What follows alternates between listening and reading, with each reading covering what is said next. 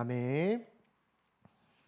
우리 시간 함께 말씀 찾아보도록 하겠습니다. 오늘 하나님께서 우리에게 주신 말씀은 요한복음 2장 1절부터 11절까지의 말씀입니다. 요한복음 2장 1절부터 11절까지의 말씀. 요한복음 2장 1절부터 11절까지의 말씀을 우리 성경 봉독자 음성에 맞춰서 합독하여 읽도록 하겠습니다. 성경 봉독하겠습니다. 사흘째 되던 날 갈릴리 가나에 혼례가 있어 예수의 어머니도 거기 계시고 예수와 그 제자들도 혼례의 청함을 받았더니 포도주가 떨어진지라.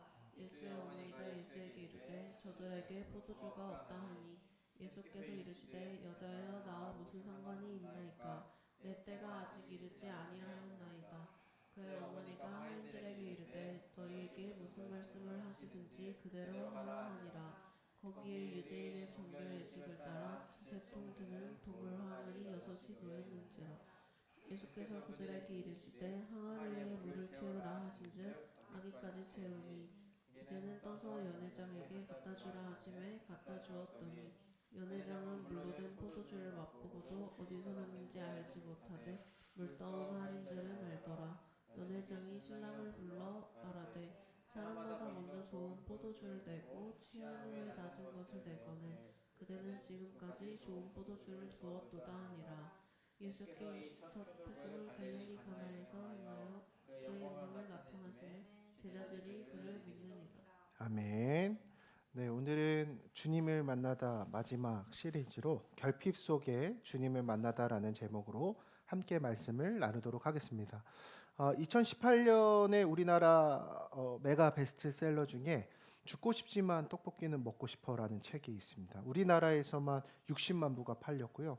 그 해리포터 책을 출간했던 출판사에서 그 책을 번역해서 내서 전 세계적으로도 굉장히 많은 부수가 팔렸던 책이었습니다. 그 책의 저자인 백세희 작가는 그 한 정신병을 앓고 있는데요. 그게 그 마음의 우울감이 계속해서 지속되어지는 그러한 병을 앓고 있었다라고 합니다. 근데 그 책이 이제 메가 베스트셀러가 되면서 되게 많은 돈을 이렇게 벌었을 거잖아요. 그래서 그 책이 그렇게 흥행을 한 다음에 그 작가와 이렇게 인터뷰를 했던 내용을 제가 봤던 적이 있습니다. 작가님, 그 마음의 우울감을 가지고 이렇게 그걸로 인해서 수많은 아픔들을 이렇게 겪었던 이야기들을 이렇게 책을 통해서 엮으셨는데 이제는 책도 성공을 했고 이제는 이름이 있는 에세이 작가로서 이렇게 유명해졌는데 이제는 그 마음의 우울감이 좀 어떻게 되셨어요? 이렇게 기자가 이렇게 물어봤습니다. 그때 그 작가가 무슨 얘기를 했냐면 지금 제가 이렇게 성공한 그리고 이렇게 부와 명예들을 이렇게 많이 얻었지만 이거는 그 찰나의 기부스를 찬 것만 같아요. 이게 지금 잠깐 기분은 좋은 것 같이 이렇게 가져다 주지만 그게 궁극적인 자신의 마음의 우울과 결핍들을 결국에는 채워주지 못했다라고 그렇게 한 인터뷰 기사를 봤습니다. 그리고 제가 얼마 전에 인터뷰 그 뉴스 기사를 통해 봤는데요. 결국 그 백세희 작가는 35살의 나이에 세상을 떠나는 그러한 한 것을 보게 되었습니다. 우리의 인생이 좀 그런 것 같아요. 우리는 이 인생을 살아가면서 끊임없이 결핍을 채우기 위해서 살아갑니다. 누구는 어떤 인생의 재정에 대한 결핍을 채우기 위해서 성공을 위해서 살아가기도 하고 관계 그리고 애정에 대한 결핍을 채우기 위해서 좋은 사람을 만나는 것으로 자신의 결핍을 채울 수 있다라고 생각을 합니다. 그러나 여러분, 오늘 우리가 그렇게 결핍을 채우기 위한 인생들을 살아가지만 사실은 우리가 오늘 마음의 예배를 통해서도 함께 나누었듯이 우리의 마음에 겪고 있는 그 결핍들, 우리의 노력과 열심으로는 채우는 것이 굉장히 어렵다라는 것을 우리 모두가 인정할 수밖에 없다라는 것이죠. 그러면 오늘 우리는 우리 마음 가운데 겪고 있는 그 삶의 결핍들, 그 불안감들, 그런 것들을 무엇을 통해 채울 수 있을까? 그리고 주님께서는 우리의 결핍의 순간 가운데 다가오셔서 어떻게 우리의 결핍에 대해 해석하시고 무엇으로 우리의 삶을 채워주실까? 우리가 오늘 우리의 결핍을 함께 돌아보며 오늘 그 주님을 만나는 시간이 되길 간절히 소망합니다. 오늘 본문 1절부터 3절까지의 말씀인데요. 우리 한 목소리를 함께 읽어보도록 하겠습니다. 시작. 사흘째 되던 날 갈릴리 가나에 혼례가 있어 예수의 어머니도 거기 계시고 예수와 그 제자들도 혼례의 청함을 받았더니 포도주가 떨어진지라. 예수의 어머니가 예수에게 이르되 저들에게 포도주가 없다 하니. 아멘. 오늘 본문의 배경은 가나라는 장소입니다. 이 갈릴리의 작은 마을인 가나라는 지역에서 결혼식이 이렇게 열리게 되었습니다. 요즘에 제가 뉴스 기사 보니까 스드메 비용이 이제 최소 2천만 원부터 시작을 한다라고 이야기를 하더라고요. 이제 결혼식을 열리려면 최소 비용이 그 정도부터 시작한다고 하니까 우리의 생각에서는 참 상상을 초월하는 금액인 것 같습니다. 그러나 이거는 오늘날 와서 비싸진 게 아니고요. 우리가 옛날부터의 그 기록들을 찾아보면 이 결혼식이라고 하는 것이 굉장히 많은 비용들을 투자했던 일이었던 것 같습니다. 오늘날처럼 결혼식은 간소화된 단순한 하루 행사로서 우리가 치르지만 지금 이 본문에 나오는 이 시대 속에서 결혼식은 여러분 마을 잔치였습니다. 그래서 우리나라 사극 이렇게 드라마에도 보면 이렇게 결혼식 하면은 마을 사람들이 다 초대해서 드리는 것을 볼 수가 있는데 이때 당시에도 마을 전체가 참여하는 축제였습니다. 그래서 예수님도 예수님의 어머니도 그 제자들도 거기에 있었더니 그 결혼식에 다 초대받은 것을 볼 수가 있습니다. 근데 이때 당시의 결혼식은 무엇을 나타내느냐? 신랑의 명예와 신랑 집안의 체면을 드러나는 것이 바로 그때 당시의 결혼식이었습니다. 그래서 지금도 이렇게 예단, 혼수 이런 것들을 굉장히 간소화하는 문화라고 하지만 저희 어머니도 저 결혼시켜 주실 때 하나밖에 없는 우리 아들 결혼해서 잘 먹고 잘 살아야 된다고 혼수랑 이런 거 하나도 안 하기로 했는데 막 이렇게 당신이 먼저 나서 가지고 그 약속된 계약들을 깨고 막 이렇게 뭐 젓가락하고 이런 거 돌리신 거예요. 그러니까 그것 때문에 막 굉장히 난처해서 저도 결혼식 때 난항을 겪었던 일들이 있었는데 이때 당시에는 마을 사람들을 다 초대를 하니까 자신의 지방과 명예를 드러내기 위해서 무엇을 세팅을 했을까요? 마을 사람들에게 제공하는 음식 그리고 포도주 이러한 것들을 최고로 대접함을 통해서 그 집안의 체면과 신랑의 어떤 명예들을 드러내는 것이 바로 그때 당시의 혼인잔치였다라는 것을 우리가 알 수 있습니다. 그런데 오늘 본문에 이제 결혼식이 딱 시작을 했을 때는 수많은 사람들을 초대했죠. 그리고 음식이 깔리기 시작했어요. 그러니까 겉으로 볼 때는 이 결혼식이 굉장히 흥황하여서 성공적으로 진행되는 것 같았는데 문제가 발생되는 것이죠. 어떤 문제가 발생됐죠? 3절 말씀에 보니까 이렇게 기록하고 있습니다. 어떤 게 떨어졌어요? 포도주가 떨어진지라. 지금 여기서 포도주가 떨어졌다라는 것을 제가 원어사전에서 좀 찾아보니까 그 시제가 그냥 뚝 떨어진 거예요. 굉장히 급작스러운 문제를 발생하게 되었다라는 거예요. 여러분 먹는 것에 뭐가 중요하죠? 흐름이 중요합니다. 맛있는 거 먹다가 이렇게 배달 음식들 여러 개 시켰는데 그 타이밍이 딱 끊겨요. 그럼 어떻게 되죠? 배불러서 못 먹어요. 저 같은 먹장들은 음식의 흐름이 딱 맞지 않으면 화가 납니다. 그래서 이제 예를 들어 이런 식으로 저희 나인 사모는 이제 이거 음식을 먹을 때 꼭 샐러드가 있어야 돼요. 그럼 음식이 딱 이렇게 배달 음식 딱 왔어. 그다음에 열었어. 빨리 와야 돼, 빨리 와야 돼, 빨리 와야 돼. 같이 먹어야 의리가 있잖아요. 그래서 먹어야 되는데 나인 사모 그때 뭘 차리기 시작해요? 샐러드 갑자기 양상추 썰고 있고 막 음식 다 식는데 이거 하고 있어. 그럼 저 같은 먹장들은 어떻게 될까요? 마음이 초조해지기 시작하죠. 화가 나기 시작해요. 음식을 딱 먹었는데 식어 있어. 그럼 맛있어 맛없어? 그래도 맛있긴 해요. 그런데 여러분들 이거는 먹장들의 이야기가 아니라 지금 이때 당시에는 결혼식에서 음식을 대접하는 게 뭐라고요? 체면을 보여주는 일이었다고요. 명예를 보여주는 것이었다고요. 근데 음식이 떨어졌어요. 잔치에서 음식이 떨어졌어요. 이거는 말로 다 할 수 없는 수치라는 거죠. 잔치의 주인이 체면을 잃는 순간입니다. 그래서 하객들 사이에서도 이런 얘기들이 나왔을 거예요. 야, 이거 우리 불러놓고 이렇게 포도주를 제대로 준비를 안 해놨으니 이거 우리를 조롱하는 거 뭐야? 갑분싸. 그 자리에 정막이 흐르게 되는 굉장히 난처한 상황이 펼쳐졌다라는 거예요. 여러분 그런데 생각해 보세요. 지금 요한복음 2장은 요한복음 이야기가 시작이 되면서 예수님의 공생의 사역을 첫 번째로 기록한 사건이 바로 가나의 혼인잔치 이야기입니다. 그러면 여러분들 그 예수님의 제자였던 요한은 요 예수님의 공생의 사역을 시작하면서 왜 첫 번째 장면으로 가나의 혼인잔치 그것도 이 결핍의 순간을 기록하고 있을까? 근데 요한은 이것을 의도적으로 예수님의 첫 표적을 이야기하고 있다는 거예요. 그리고 이 결핍을 통해 우리에게 이야기하고 싶은 것이 있다는 거죠. 그것이 무엇일까요? 이 결핍이라는 것은 단순히 하나의 해프닝이자 사고로 발생된 게 아니라 인간 존재의 구조라는 것을 우리는 우리에게 보여주고 있다는 것입니다. 오늘 우리의 인생에 복음이라는 것은 우리의 결핍을 마주할 때부터 시작되기 때문에 이 결핍이라는 것이 오늘 우리의 존재의 구조라는 것을 오늘 성경은 우리에게 보여주고 있다는 것이에요. 여러분 한번 생각해 보세요. 이 결혼식 인생에 있어서 굉장히 중요한 순간이라고 했죠.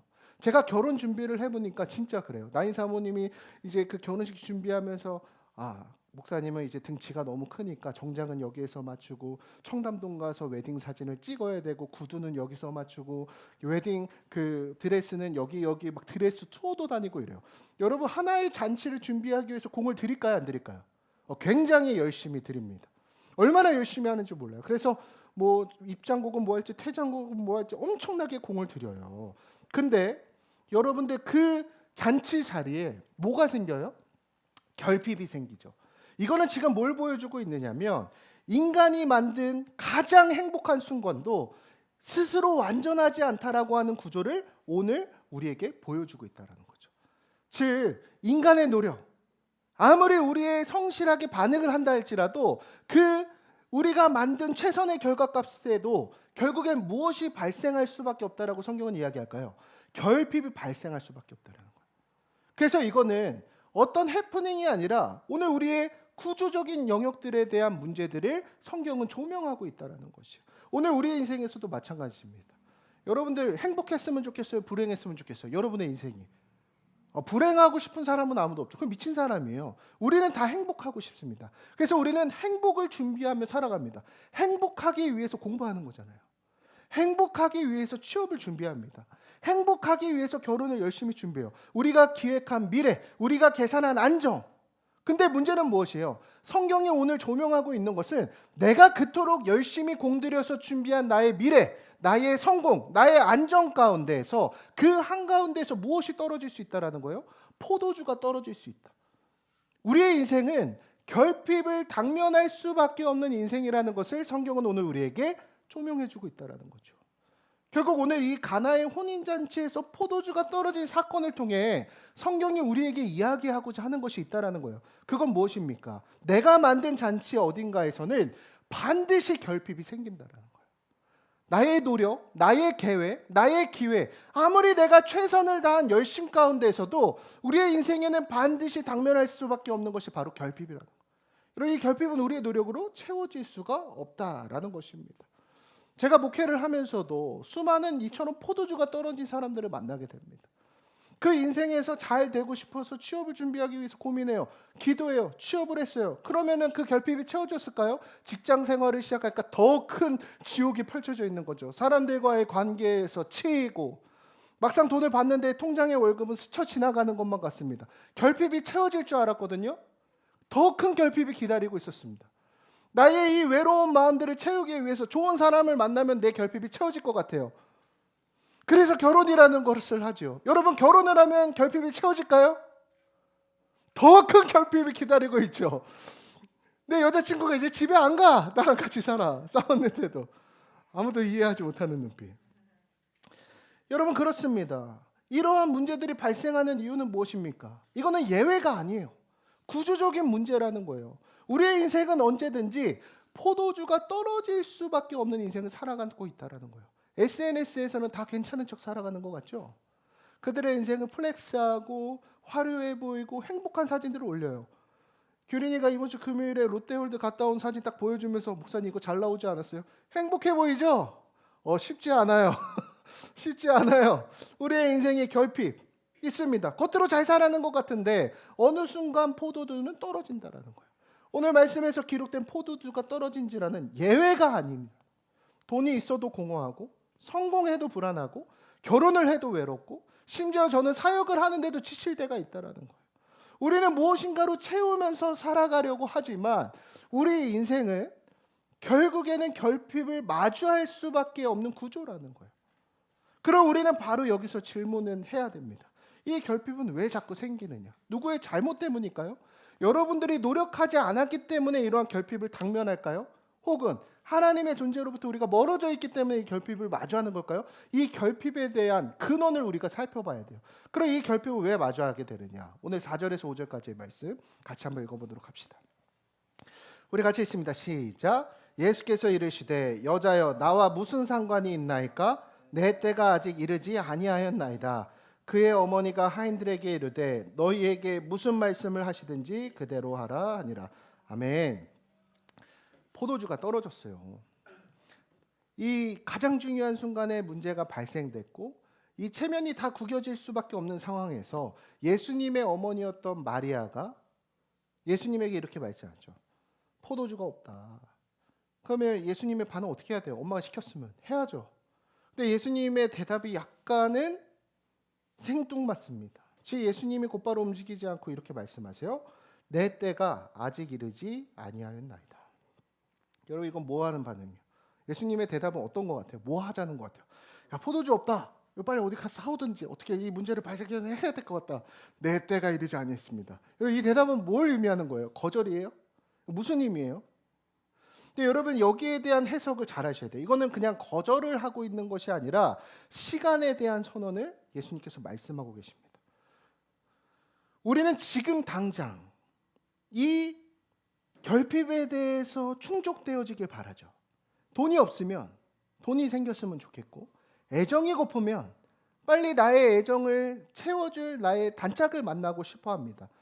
그러나 우리의 결핍 속 인간의 급한 대로 하나님께서 움직이시는 것이 아니라 주님께서는 주님의 시간표 안에서 움직이신다라고 하는 선언을 오늘 예수님께서는 말씀하고 계신다라는 거예요.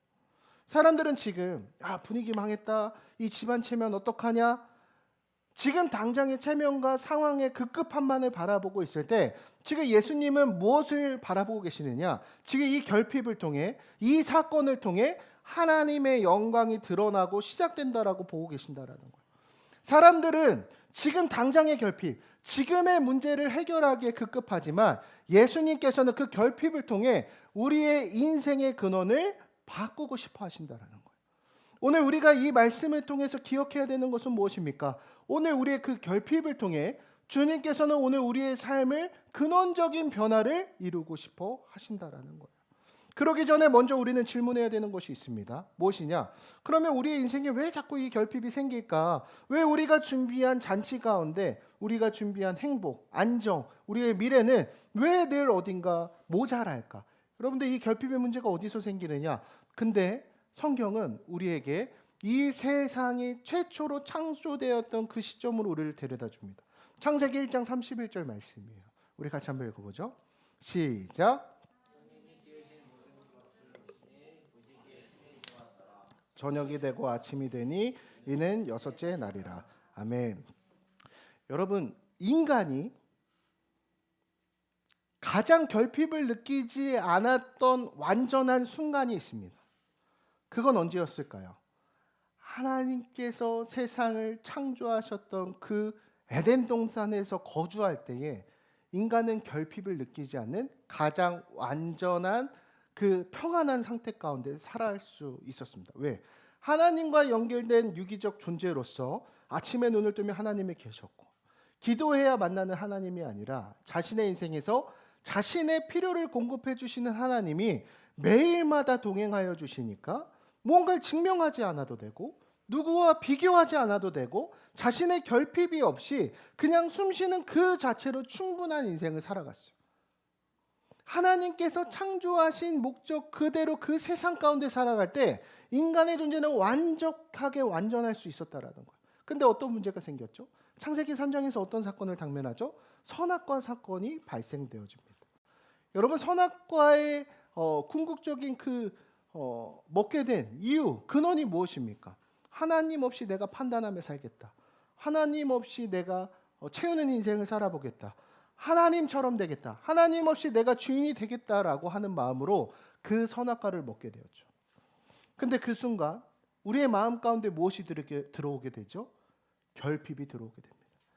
시기가 들어오게 되죠. 남들과 비교가 들어오게 됩니다.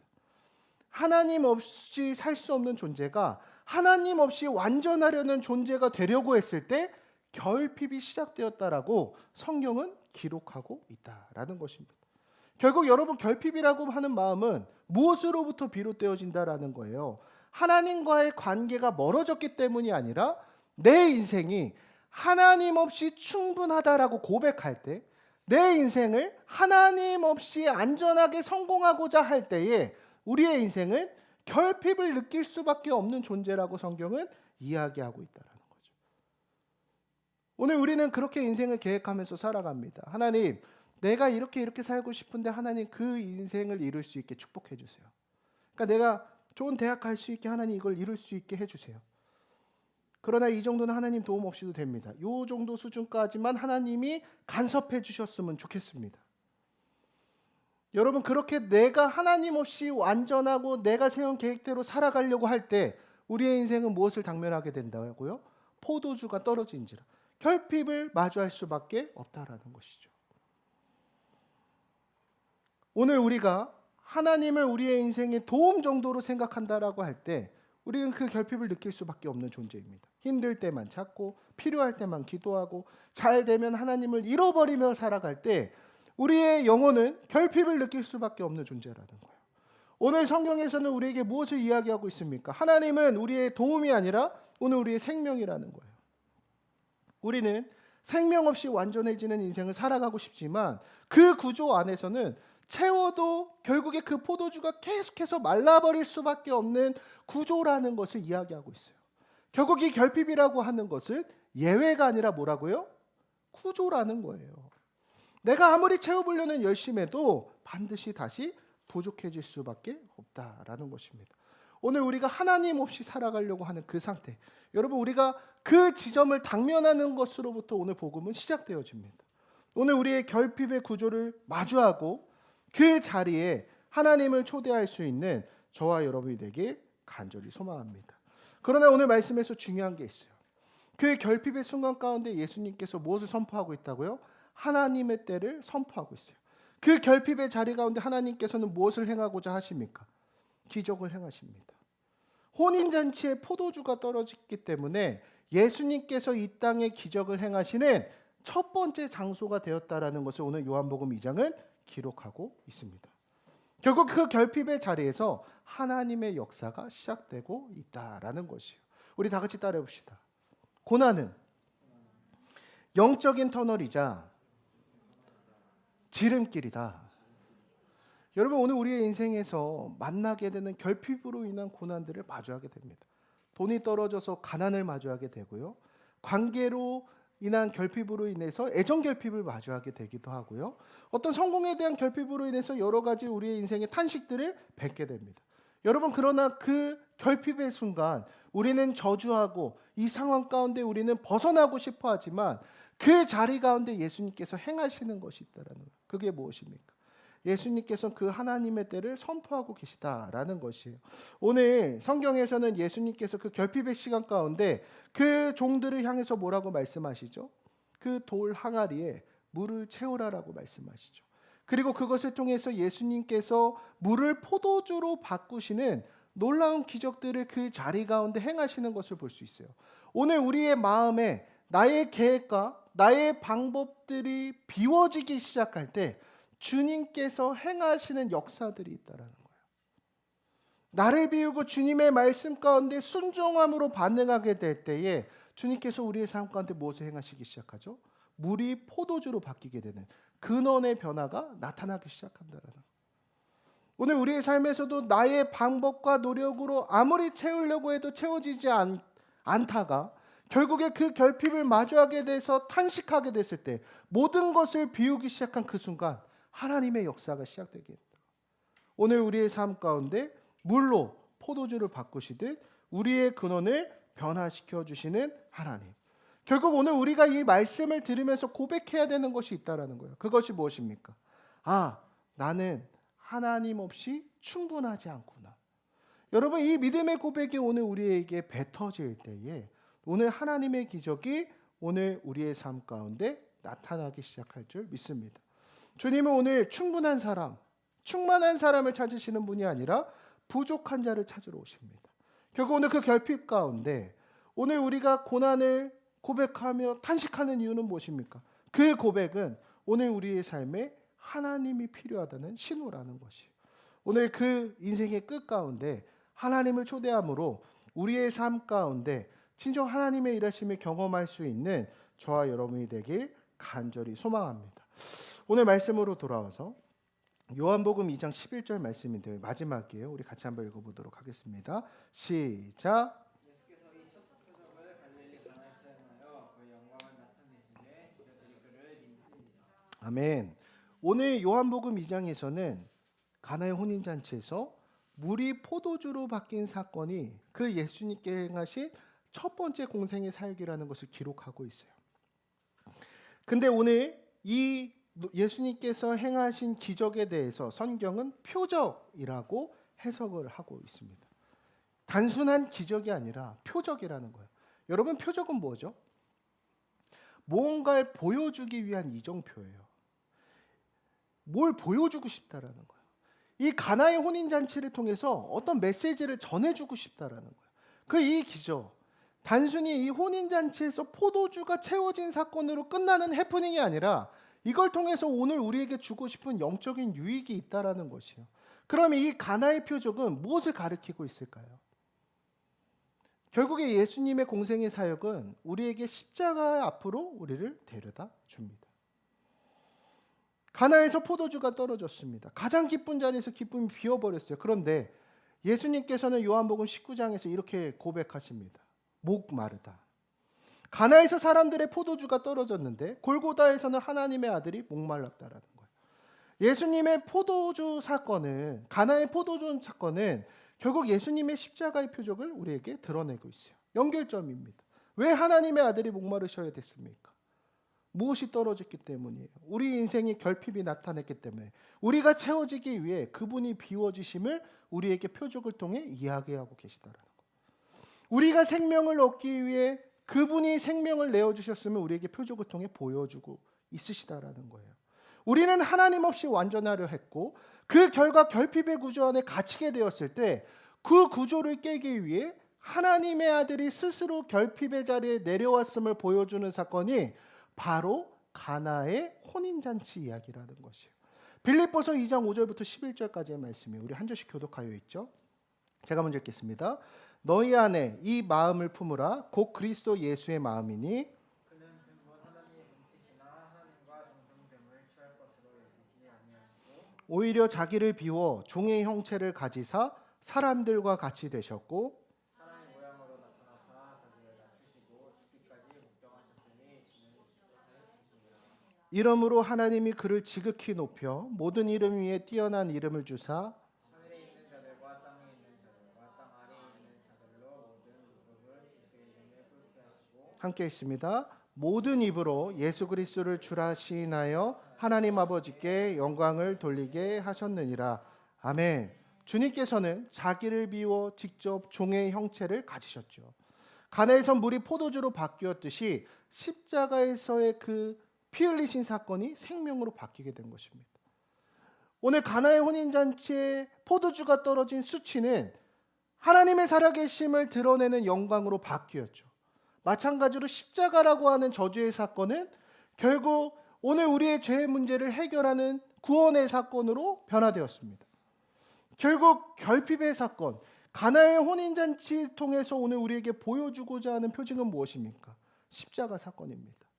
오늘 우리의 인생에 마주하는 그 인생의 결핍 가운데, 공허함 가운데, 불안함 가운데, 두려움 가운데, 남들과 비교하는 수많은 시기심 가운데, 결국에 미래에 대한 기대를 포기하는 그 단념 가운데 오늘 주님께서는 십자가 사건을 통해 자기를 비우심으로 우리의 결핍의 문제를 채워주시기 원하신다라고 하는 오늘 가나의 혼인잔치 이야기를 우리에게 이야기해주고 있다는 거예요. 오늘 우리의 결핍의 뿌리는 무엇입니까? 결국 우리가 태초의 창세기 1장 말씀을 통해서 하나님 없이 완전하려 했던 선택에서 시작되었습니다. 그러나 그 해결은 무엇으로부터 완성되었죠? 오늘 예수님께서 십자가의 달리심을 통해서 자기를 비우심으로 우리를 채워주심으로 해결되었다라고 우리에게 성경은 이야기해주고 있다는 거예요. 결국 십자가는 오늘 우리에게 이렇게 이야기해 줍니다. 네가 채우려고 하는 열심을 통해 너의 결핍을 채울 수 없다. 그 결핍에 채우기 위해 내가 대신 비워졌다라고 주님은 오늘 우리에게 말씀해 주시고 계시다라는 거. 사랑하는 여러분, 오늘 여러분들의 인생에서 느끼고 있는 그 결핍의 문제 무엇이 있습니까? 아까 얘기해 보니까 SNS를 통한 남들이 잘 되는 모습들을 보면서, 외모를 보면서, 또 남들이 인생을 잘 설계해 나가는 모습들을 보면서 우리는 끊임없이 그 결핍을 느끼고 있죠. 그 결핍의 신호는 무엇이라고요? 오늘 내가 하나님 없이 그 문제들을 해결하려고 하는 그 교만으로부터 비롯되어졌다고 성경은 이야기하고 있다. 오늘 나의 결핍의 문제를 주님 앞으로 가지고 나아갈 수 있는 저와 여러분이 되길 간절히 소망합니다. 가나에서 포도주가 떨어졌을 때 잔치가 끝나지 않고 예수님께서 명령하심으로 말미암아 진짜 잔치가 시작되었듯이 오늘 우리에게 이 결핍의 문제는 하나님의 역사가 시작되어질 그 출발점이 되어질 줄 믿습니다. 오늘 나의 인생을 책임지려고 했던 것에서 그 삶의 주권을 주님께 내어드림으로 말미암아 오늘 그 자리가 수치의 자리가 아니라 은혜의 자리요 영광의 자리가 될 수 있는 저와 여러분의 인생이 되길 간절히 소망합니다. 오늘 우리에게 주시는 메시지가 무엇입니까? 내가 채우지 못한 그 자리를 주님은 이미 십자가에서 대신 채우셨다라는 것. 오늘 그 주님의 채우심을 경험할 수 있는 저와 여러분이 되길 간절히 소망합니다. 이 시간 잠깐 기도했으면 좋겠는데 우리 음악 하나만 좀 틀어주시면 감사드리겠습니다.